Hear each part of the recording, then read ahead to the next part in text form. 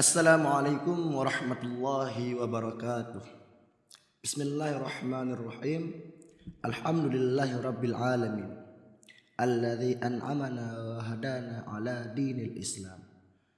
Wa huwa alladzi arsala alaina rasulan bil huda wa bidinil Islam. Asyhadu an la ilaha illallah wa asyhadu anna Muhammadar Rasulullah. Wassalatu wassalamu ala sayyidina Muhammad sallallahu alaihi wasallam wa ala alihi wa sahbihi ajma'in, amma ba'd. Pemirsa Sisi Official Channel yang dirahmati Allah Subhanahu wa taala, marilah kita mengucapkan puja dan rasa puji syukur kita atas segala nikmat yang telah diberikan oleh Allah Subhanahu wa taala, sehingga sampai saat ini kita dapat merasakan nikmat indahnya iman dan Islam. Salah satu nikmat terbesar yakni nikmat datangnya Nabi kita Muhammad sallallahu alaihi wasallam. Selayaknya kita memuji Allah Subhanahu wa taala dengan ucapan alhamdulillahirabbil alamin.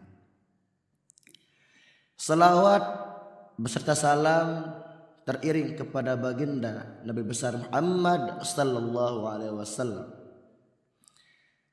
yang diutus kepada kita datang dengan agama Islam membawa keselamatan. Nabi yang selalu merindukan umatnya, Nabi yang selalu mendambakan bertemu dengan kita, yakni baginda Nabi besar Muhammad sallallahu alaihi wasallam.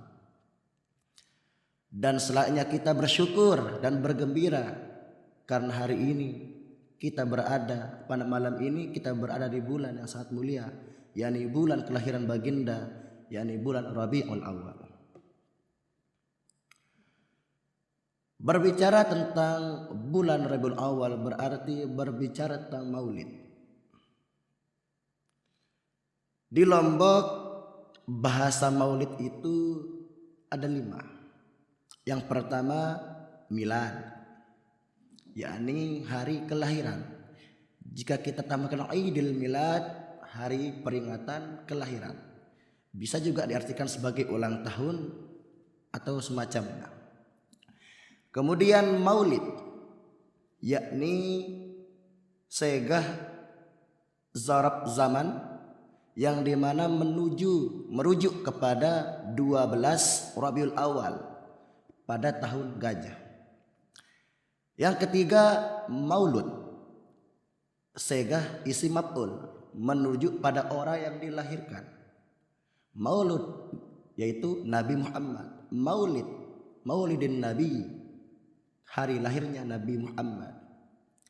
Yang keempat Mulud, sebagai adat istiadat di Lombok yang dimana di setiap perayaan Maulid belum terasa dan belum nikmat kalau masyarakat belum menaikkan atau membuat makanan sebanyak-banyaknya dan makan bersama pas acara Maulid. Nah, ini Mulud. Dan yang terakhir yang paling dilarang, yang tidak boleh, yaitu Melud, yang dimana Melud ini adalah kita merayakan Maulid dengan tujuan menunjukkan rasa syukur tetapi berisi kekufuran, di mana selawat dicampur adukkan dengan musik-musik, selawat dicampur adukkan dengan yang tidak baik. Musik silahkan berdangdut, silahkan terserah musik apapun, yang penting janganlah kita campur adukan dengan selawat. La talbisul haqq bil batil. Jangan kita campur adukkan kebaikan dengan kebatilan. Tapi di sini bukan berarti musik adalah sesuatu yang batil. Musik sesuatu hal yang boleh. Suatu hal yang boleh, tetapi mari kita memilah waktu di saat kita selawat dan saat kita bermain musik. Dan banyak juga yang merayakan Maulid sehingga dinamakan Maulid dengan cara-cara yang tidak pantas, yang tidak disyariatkan. Pada kebiasaannya kita merayakan maulid, ujung-ujungnya isinya adalah pengajian. Pengajian tentang kita diingatkan lagi tentang bagaimana perjuangan Rasulullah SAW di dalam berdakwah, supaya kita memegang teguh ajaran-ajaran beliau. Namun memang banyak yang membid'ahkan perkara maulid, padahal kita semua memiliki pegangan masing-masing. Yang merayakan maulid punya pegangan, dan yang membid'ahkan pun punya pegangan. Di sini kita dituntut supaya kita bersabar di dalam perbedaan dan mari bersatu pada persamaan kita. Adapun kita yang merayakan maulid tidak boleh berprasangka kepada orang-orang yang tidak merayakannya itu sebagai kurang cinta. Mereka yang tidak merayakan maulid bukan berarti mereka tidak cinta kepada Nabi Muhammad. Dan jangan merasa bangga karena kita merayakan maulid, kita mengatakan diri paling cinta kepada Nabi Muhammad SAW. Adapun tujuan kita merayakan maulid adalah merasa bentuk kebahagiaan kita akan hadirnya Rasulullah. Jangankan kita, Abu Lahab, manusia laknat, pamannya Nabi, diringankan azabnya setiap hari Senin sebagai hadiah karena tersenyum dan bahagia di waktu kelahirannya Nabi besar Muhammad SAW. Dan bagaimana tidak kita sebagai umatnya yang tentu harus lebih berbahagia dari yang sedemikian itu. Kita tidak hanya berbahagia karena kelahirannya, tapi sebagai umatnya tentu kita mengetahui bagaimana perasaan Rasulullah terhadap umatnya, bagaimana cintanya Rasulullah. Dari perjalanan hidupnya sampai akhir hidupnya, sampai dibangkitkan nanti, tidak ada yang dirindukannya, lebih dirindukannya kecuali umatnya. Tidak ada. Pernah suatu saat Rasulullah duduk termenung. Datang sahabat bertanya tentang keadaan Rasulullah. Rasulullah bersabda, "Ana mushtaqun bi ikhwani." Aku merindukan saudara-saudaraku, kata baginda Nabi. Sahabat bertanya, "Ya Rasulullah, alasna ikhwan? Bukankah kami saudaramu?" "Bal antum ashabi." Nabi Muhammad menjawab, "Kalian itu sahabat-sahabatku." Nabi bersabda, "Ikhwani, saudara-saudaraku, humul ladzina lam yaruni walakinnahum yu'minuna bi." Saudara-saudaraku, mereka yang tidak pernah melihatku namun beriman kepadaku. Itulah saudara-saudara kita. Nabi pernah bersabda, malaikat wajar mereka beriman, bertasbih, karena mereka hanya memiliki akal, tidak memiliki nafsu. Mereka mengerjakan apa yang diperintahkan dan tidak mengerjakan apa yang tidak diperintahkan. Selalu bersujud kepada Allah Subhanahu wa taala, bertasbih kepada Allah Subhanahu wa taala. Para nabi wajar beriman, karena para nabi setiap waktu, setiap saat menerima wahyu. Para sahabat wajar beriman, karena setiap hari mereka bersama Nabi dan melihat mukjizat-mukjizat Nabi. Dan iman yang paling sempurna serta yang paling mulia di sisi Allah adalah kita. Orang-orang yang tidak pernah melihat Nabi, tidak pernah melihat bagaimana mukjizat kecuali Al-Quran, kita bisa mengimani, percaya kepada baginda Nabi besar Muhammad sallallahu alaihi wasallam. Itulah kerinduan Nabi kepada kita.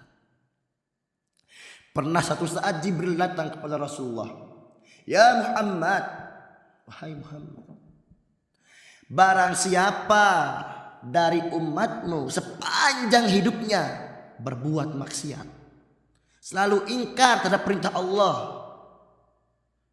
setahun sebelum dia mati dia bertobat, maka akan diampuni segala dosanya. Rasulullah merunduk, ragu. Ya Jibril, umatku lalai, umatku tidak akan mampu. Coba berikan diskon. Malaikat Jibril berkata, ya, dan naik kembali dan turun lagi. Ya Muhammad, barang siapa orang-orang dari umatmu berbuat maksiat sepanjang hidupnya, 1 bulan sebelum dia mati dia bertobat, akan diampuni segala dosanya. Rasulullah masih dan raut wajah yang murung. Ya Jibril, umatku tidak akan mampu, umatku lalai. Malaikat Jibril naik lagi dan turun.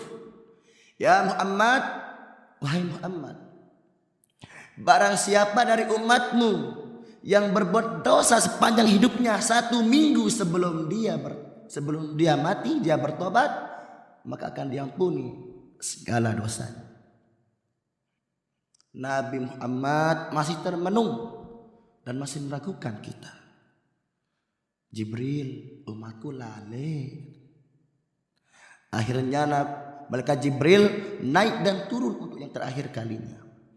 Ya Muhammad, wahai Muhammad, barang siapa dari umatmu selama hidupnya dia berbuat maksiat, ingkar kepada Allah, melampaui batas, selama nyawa malam yughayyir, selama nyawa masih terombang-ambing, masih bergetar di leher, maka akan diampuni segala dosanya. Di saat mulut tak dapat berkata, tetapi mata sangat mengharapkan belas kasihan Allah SWT, mengharapkan ampunan Allah SWT, hati berkata asyhadu an la ilaha illallah wa asyhadu anna Muhammadar Rasulullah, akan diampuni segala dosanya. Itulah luasnya pengampunan Allah Subhanahu wa taala, besarnya kasih sayang Allah Subhanahu wa taala kepada kita sebagai umatnya. Namun kadangkala kita sebagai umat tidak tahu diri. Tidak tahu diri. Kita selalu jenuh meminta ampun padahal dosa kita sangat banyak. Dosa kita begitu besar, namun kita selalu berkeluh kesah. Maka daripada itu, marilah kita senantiasa meminta ampun pada Allah SWT. Dan begitulah Rasulullah SAW memintakan kita peluang untuk diampuni dosa sampai nyawa di tenggorokan. Begitu rindunya Rasulullah, cintanya Rasul pada kita. Namun kita sebagai umatnya sering lupa kepada Rasulullah, sering lupa. Melihat akhir zaman ini, Nabi Muhammad tak lagi jadi idola di kalangan remaja-remaja milenial. Tidak lagi jadi idola, tidak lagi panutan. Yang jadi panutan mereka-mereka yang bermaksiat secara langsung di televisi, di media sosial. Itulah yang mereka idolakan. Sedangkan Nabi Muhammad yang senantiasa merindukan kita sebagai umatnya, kadangkala sering lupa kepada beliau. Bagaimana saat akhir hayatnya beliau mengucapkan kalimat terakhir, ummati, ummati, ummati, ummatku, umatku, umatku.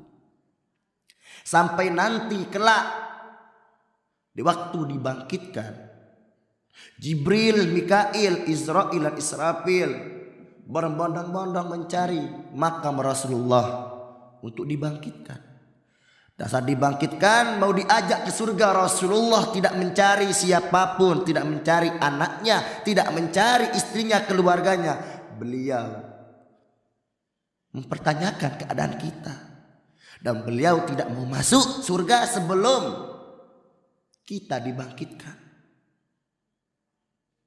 Itulah kasih sayang dan kerinduan Rasulullah terhadap kita sepanjang hidupnya, akhir hidupnya, dan nanti kelak dibangkitkan. Dan sangat sewajarnya kita sebagai orang yang berbahagia akan kelahiran beliau merayakan Maulid Nabi besar Muhammad sallallahu alaihi wasallam. Tentunya dengan tidak melupakan sunnah-sunnah yang lebih utama. Adapun marilah kita menjadi orang yang saling menghormati dalam pendapat masing-masing. Yang tidak mereka maulid silahkan, tapi jangan menyesatkan kita. Karena pada dasarnya surga neraka milik Allah, bukan milik kalian, bukan milik kita. Kita yang mereka maulid, kita akan menikmati perayaan kita. Dan bagi kalian silahkan tidak.